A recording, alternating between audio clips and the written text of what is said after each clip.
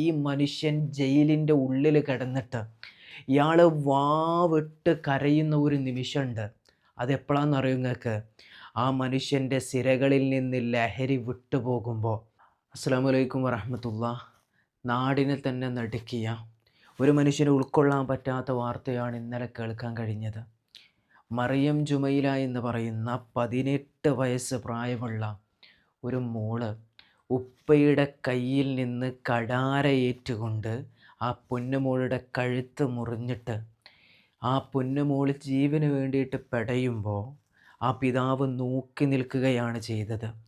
ഇതെൻ്റെ മകളാണ്, എൻ്റെ കുട്ടിയാണ് എന്നുള്ള ഒരു ചിന്ത അയാളുടെ മനസ്സിലേക്ക് വന്നിട്ടില്ല.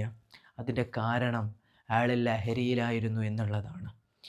അയാളുടെ കൈകൊണ്ട് പറ്റിപ്പോയതാണ്. കുടുംബ വഴക്ക് നടക്കുകയാണത്രേ. സ്വത്തിൻ്റെ പേരിലാണ് ഈ ഒരു വഴക്ക് നടക്കുന്നത്. മറിയം ജുമൈലയും അവരുടെ ഉമ്മയും സഹോദരിയുടെ, അതായത് ഉമ്മയുടെ സഹോദരിയുടെ വീട്ടിലാണ് നിൽക്കുന്നത്. പിതാവുമായിട്ട് നിരന്തരം പ്രയാസവും ബുദ്ധിമുട്ടും വഴക്കും നടക്കുകയാണ്. ആ ഒരു സാഹചര്യത്തിൽ സഹോദരിയുടെ വീട്ടിൽ നിൽക്കുകയാണ്. ഡിവോഴ്സിൻ്റെ വക്കിലെത്തി നിൽക്കുന്നുണ്ട്. ഈ മനുഷ്യൻ്റെ നിരന്തരമുള്ള ഈ ലഹരിയുടെ ഈ ഒരു കാരണം കൊണ്ട് ജീവിതം തന്നെ ദുസ്സഹനീയമായിട്ടാണ് അവർക്ക് തോന്നിയിട്ടുള്ളത്.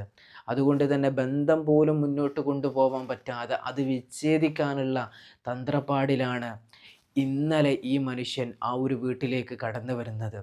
ഇയാളെ കയ്യിൽ കടാരയുണ്ട്. അയാൾ ആ ഒരു സമയത്ത് അവിടെ വന്നിട്ട് വഴക്കുണ്ടാക്കി. അതിൻ്റെ ഇടയിലേക്കേറ്റാണ് ഈ പൊന്നുമോള് കയറി ചെല്ലുന്നത്. വഴക്കുണ്ടാക്കുമ്പോൾ ചിലപ്പോൾ പിടിച്ച് മാറ്റാൻ ചെന്നതാകും ആ കുട്ടി.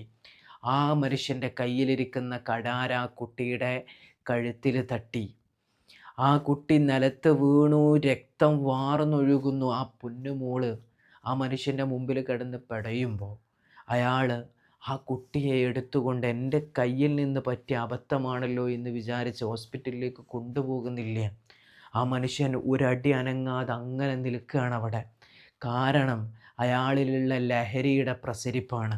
എന്നാൽ ഒരു കാര്യം തീർച്ചയാണ്, ഈ മനുഷ്യൻ ജയിലിൻ്റെ ഉള്ളിൽ കിടന്നിട്ട് ഇയാൾ വാവിട്ട് കരയുന്ന ഒരു നിമിഷമുണ്ട്.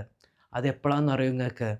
ആ മനുഷ്യൻ്റെ സിരകളിൽ നിന്ന് ലഹരി വിട്ടുപോകുമ്പോൾ മനുഷ്യൻ ചിന്തിക്കും, എൻ്റെ കുട്ടി എൻ്റെ മുമ്പിൽ കിടന്ന് പെടഞ്ഞിട്ട് ആ കുട്ടിയെ ഒന്ന് രക്ഷിക്കാൻ പോലും എനിക്കായില്ലല്ലോ എന്ന് ആ ലഹരി വിട്ടിറങ്ങുമ്പോഴാണ് ഈ മനുഷ്യന് മനസ്സിലാക്കാൻ കഴിയുള്ളൂ. പക്ഷെ ആ സമയം ഈ പൊന്നുമോൾ 6 അടി മണ്ണിൻ്റെ അടിയിലാകും. ഏറ്റവും വലിയ വേദനയായിട്ട് എനിക്ക് തോന്നിയത്, ഒരു ഉമ്മ, പ്രസവിക്കപ്പെട്ട ഉമ്മയുടെ കൺമുമ്പിൽ വെച്ചിട്ടാണല്ലോ ഈ ഒരു സംഗതി ഉണ്ടായിട്ടുള്ളത് എന്നാണ്. ആ മാതാവിൻ്റെ ഉള്ളം നീറിയിട്ടുണ്ടാകൂലേ ആ കുട്ടി കിടന്ന് പെടയുമ്പോൾ. ആ കുട്ടിയുടെ സഹോദരി അതേപോലെ കുടുംബക്കാരൊക്കെ ഈ ഒരു ദൃശ്യം കണ്ടിട്ട് പൊട്ടി കരയായിരുന്നു. പത്രമാധ്യമങ്ങൾ അവരുടെ മുമ്പിലേക്ക് എന്താ ഉണ്ടായതെന്ന് ഇങ്ങനെ ചോദിച്ച് ചെല്ലുമ്പോൾ പോലും അവരുടെ മുമ്പിൽ കിടന്നിട്ട് വിങ്ങിപ്പൊട്ടുന്ന സഹോദരിമാരെ കണ്ടപ്പോൾ കാണുന്ന നമുക്ക് ഉള്ളം നീറുകയാണ്. ആ സമയത്ത് അവരുടെ അവസ്ഥകൾ ആലോചിച്ച് നോക്കി. ആ പൈതൽ അവിടെ കിടന്നിട്ട് പെടഞ്ഞിട്ടാണ് ഇല്ലാതായതെന്ന് കണ്ട ആളുകൾ പറയുമ്പോൾ അതൊന്ന് കണ്ടിട്ട് മനസ്സൊന്ന് അലിയുക പോലും ഈ മനുഷ്യൻ്റെത് ചെയ്തിട്ടില്ല. ഇയാൾക്കെതിരെ ഒരുപാട് കേസുകൾ ഉണ്ടായിട്ടുണ്ട് ഈ ലഹരിയുമായി ബന്ധപ്പെട്ടുകൊണ്ട്. അതൊക്കെ കാരണം ജീവിതം മടുത്തിട്ടാണ് അയാളിൽ നിന്ന് ഇവർ മാറി താമസിക്കുന്നത്. അവിടെയും വന്നു. എന്നിട്ട് ഇതുപോലെ ഒരു കുട്ടി ഇത്രയും വലിയ അക്രമം നടത്തുമ്പോൾ ആ ഉമ്മയുടെ മനസ്സാണ് ഞാൻ നേരത്തെ പറഞ്ഞതുപോലെ മനസ്സിലേക്ക് പിന്നെയും പിന്നെയും തികട്ടി വരുന്നത്. സ്വന്തം മകൾ 18 വയസ്സായിട്ടുണ്ട്. ഒരുപാട് സ്വപ്നങ്ങളും പ്രതീക്ഷകളും ആ മാതാവിന് ആ ഒരു കുട്ടിയുടെ കാര്യത്തിലുണ്ടാകും. അതിനെ സ്വന്തം ഭർത്താവ് തന്നെ ക്രൂരമായിട്ടില്ലാതാക്കുമ്പോൾ എന്തായിരിക്കും ആ ഉമ്മയുടെ അവസ്ഥ? ഇനി എന്താ യഥാർത്ഥത്തിൽ ഉണ്ടാകാൻ പോകുന്നത് നിങ്ങൾ ചിന്തിച്ച് നോക്കി. ഇയാളെ അറസ്റ്റ് ചെയ്തു. എന്നിട്ട് എന്താ ഉണ്ടാകുന്നത്? ജയിലിലിടും. ഇപ്പോൾ ജയിലിൻ്റെ അവസ്ഥ നമുക്കറിയാമല്ലോ. എത്ര പരിതാപകരമാണ് കാര്യങ്ങൾ. ഈ മനുഷ്യന് കിട്ടേണ്ട ശിക്ഷ എന്ന് പറയുന്നത് യഥാർത്ഥത്തിൽ മരണത്തിൽ കവിഞ്ഞ വേറൊന്നുമില്ല എന്നുള്ളതാണ്. അത് ഏത് ചിന്തിക്കുന്ന മനുഷ്യന് മനസ്സിലാക്കാൻ പറ്റും. പക്ഷേ ജയിലിൽ കൊണ്ടുപോയിടും. ആ മനുഷ്യന് വേണ്ട സാഹചര്യങ്ങൾ ഒരുക്കി കൊടുക്കും ജീവിക്കാനുള്ള. അയാൾ ജോലി ചെയ്താൽ പണം കൊടുക്കുകയാണ് സ്വന്തം മകളെ കൊന്നതിൻ്റെ പേരിൽ. ആലോചിച്ച് നോക്കി നിങ്ങൾ, എത്ര നീചമായിട്ടുള്ളൊരു സംഗതിയാണ് ഇതൊക്കെയെന്ന്. യഥാർത്ഥത്തിൽ അർഹിക്കുന്ന ശിക്ഷ കൊടുത്തിട്ട് മറ്റുള്ള ആളുകൾക്ക് മാതൃകയാക്കല്ലേ നമ്മുടെ നീതിപീഠം ഇങ്ങനെയുള്ള ആളുകളെ ചെയ്യേണ്ടത്. ആ സമയത്ത് ഈ ജയിലിലുള്ള ആളുകൾക്ക് ശമ്പളം ഏറ്റിക്കൊടുക്കുകയാണ്. ആ ഏറ്റിക്കൊടുക്കുമ്പോൾ ആളുകൾക്ക് യഥാർത്ഥത്തിൽ ഇവിടെ ജീവിതം ദുസ്സഹനീയമായി തോന്നുമ്പോൾ ആളുകൾ പല തെറ്റുകളിലേക്കും വഴിമാറിക്കൊണ്ട് അവിടെ ആശ്വാസമായി ജീവിക്കാമെന്നുള്ള രീതിയിലേക്ക് ആളുകൾ എത്തൂലേ? ഒന്ന് ആലോചിച്ച് നോക്കി നിങ്ങൾ. ലഹരി മാത്രമാണ് ഇവിടെ വില്ലൻ.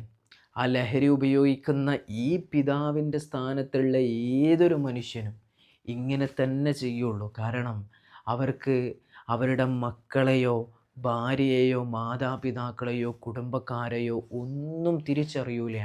ഈ ലഹരി അവരുടെ സിരയിലേക്ക് കയറിക്കഴിഞ്ഞാൽ എത്ര കൊലപാതകങ്ങൾ നടക്കുന്നുണ്ട്.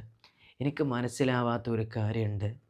നമ്മുടെയൊക്കെ നാടുകളിൽ ലഹരിയുടെ വേട്ട നടക്കുമ്പോൾ എന്തുകൊണ്ടാണ് നമ്മുടെ ഗവൺമെൻറ്റിന് ഇതിന് തടയിടാൻ കഴിയാത്തത്?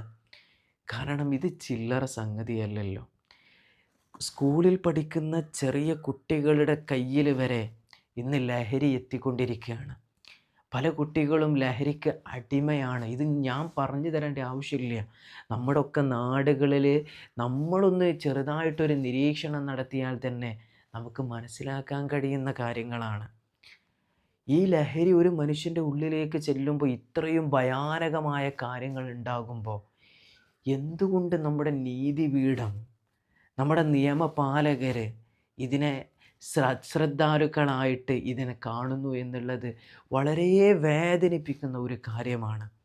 ഇതൊരു കുടുംബത്തിൻ്റെ വേദനയായി മാറിയത് ഇനി എത്ര കുടുംബങ്ങളിലേക്ക് ഇതുപോലെയുള്ള കാര്യങ്ങൾ ഉണ്ടാകുമെന്ന് ആലോചിച്ച് നോക്കി. അപ്പോൾ ഈ ഒരു കുടുംബ വഴക്ക് തന്നെ നടക്കാനുള്ള കാരണം ആ മനുഷ്യന് ലഹരി വാങ്ങാനുള്ള പണം കിട്ടാത്തത് കൊണ്ടാകും. സ്വത്തിന് വേണ്ടിയിട്ട് അയാൾക്ക് ആവശ്യപ്പെട്ട സ്വത്തുക്കൾ വേണമെന്നേറ്റ പറഞ്ഞിട്ടാണ് ഇയാൾ ആ കുടുംബത്തിൽ കയറിയിട്ട് വഴക്കുണ്ടാക്കുന്നത്. യാ അല്ലാ, ഇങ്ങനെ എത്ര കുടുംബങ്ങളാണ്. ഇതിൻ്റെ ഒക്കെ ഒരു ഭാഗം അല്ലെങ്കിൽ ഒരു കാര്യകാരണക്കാർ നമ്മുടെ നീതിപീഠവും തന്നെയാണെന്ന് നമുക്ക് പറഞ്ഞു വെക്കേണ്ടി വരും. കാരണം ഇന്ന് ലഹരിയുടെ വിഷയത്തിൽ വലിയ തോൽവിയാണ് പലരും. അതും വിസ്മരിക്കാതിരിക്കാൻ പറ്റൂല. അള്ളാഹു സുബ്ഹാനഹു വ തആല ആ പൊന്നുമോൾക്ക് അള്ളാഹു പുറത്തു കൊടുക്കുമാറാകട്ടെ. എന്നെ കേൾക്കുന്ന നിങ്ങളോടൊക്കെ എനിക്ക് പറയാനുള്ളത്, ഒരു ഫാത്തിഹ ആ മോളുടെ പേരിൽ നിങ്ങൾ ഓതണേ എന്നാണ്. കാരണം അവർക്ക് വേണ്ടിയിട്ട് നമുക്ക് ചെയ്യാൻ പറ്റുന്ന ഏക കാര്യം അത് മാത്രമാണ്. അള്ളാഹു സുബ്ഹാനഹു വ തആല ആ ഉമ്മക്ക്, ആ കുടുംബക്കാർക്ക് അള്ളാഹു പരിപൂർണ്ണ ക്ഷമ അള്ളാഹു പ്രദാനം ചെയ്ത് അള്ളാഹു അനുഗ്രഹിക്കുമാറാകട്ടെ. കാരണം തീരാത്ത നോവാണ് ആ ഒരു പൊന്നുമോളുടെ മരണം മൂലം ആ ഉമ്മയും കുടുംബക്കാരും ഇന്ന് അനുഭവിക്കുന്നത്. മാനസികമായും ശാരീരികമായും അവരൊക്കെ തളർന്നു പോയിട്ടുണ്ടാകും. അള്ളാഹു അവർക്കൊക്കെ ക്ഷമ പ്രദാനം ചെയ്യുമാറാകട്ടെ. ആ മോൾ അള്ളാഹു സ്വർഗീയ ലോകത്ത് അള്ളാഹു ഒരുമിച്ച് കൂട്ടി അനുഗ്രഹിക്കുമാറാകട്ടെ. ഇൻഷാ അല്ലാഹ്. അസ്സലാമു അലൈക്കും.